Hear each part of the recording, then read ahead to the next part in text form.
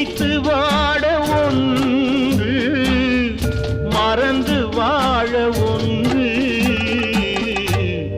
இரண்டு மனம் வேண்டும்,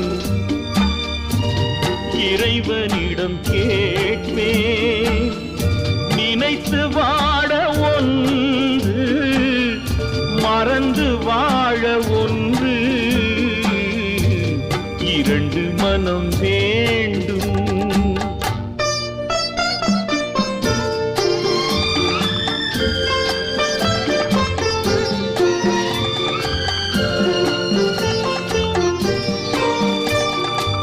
சிறிய காயம் பெரிய துன்பம் ஆறும் முன்னே அடுத்த காயம். சிறிய காயம் பெரிய துன்பம் ஆறும் முன்னே அடுத்த